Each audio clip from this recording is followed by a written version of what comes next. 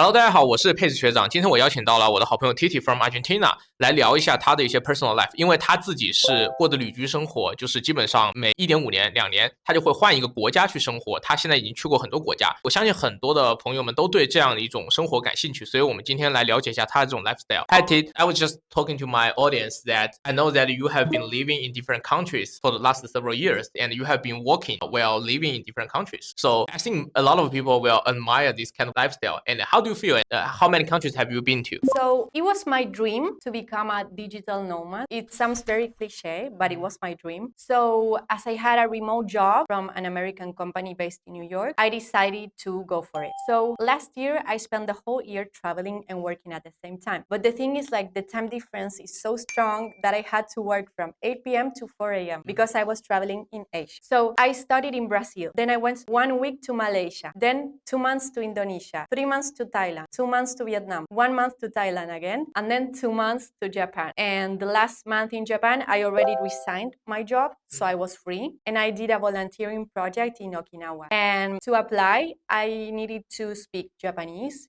and play musical instruments. So I had to basically entertain the guests and play music for them and sing songs. And the house next to it was the parents' house of the owner.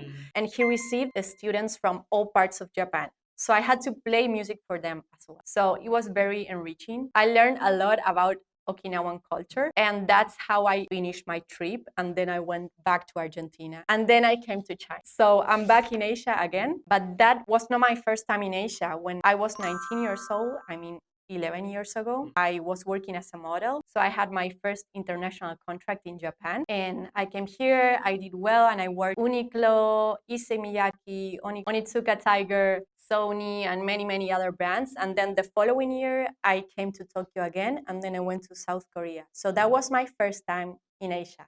11 years ago. That's awesome. And I think one thing I noticed is like you said, like because when you are doing remote working, the time difference is too strong. And how do you overcome that time difference? Because so firstly, you need to have that opportunity to work remotely or work internationally. And that is kind of like one benefit that many of the companies do not have.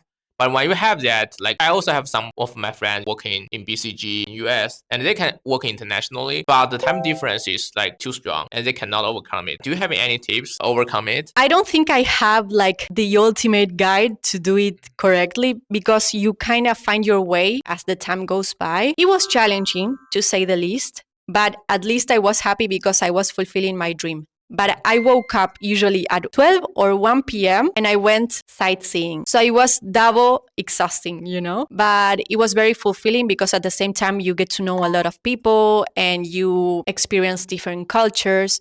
But I would say sleep on the weekends. And if you have extra work, try to do it when you wake up the next day. So if it's too much for you, just do it for like some months and then maybe change your lifestyle because otherwise it's going to be too exhausting. Yeah, but like even though it's too exhausting, but it's definitely worth it because you can try traveling to different countries, you can try different cultures and the food. I think that's a great experience for everyone. And I hope like if anyone wants to try this kind of lifestyle, firstly, you need to find a work that can remotely working or internationally working, and then you need to overcome some of the difficulties. But once you overcome it, you can experience some different lifestyle.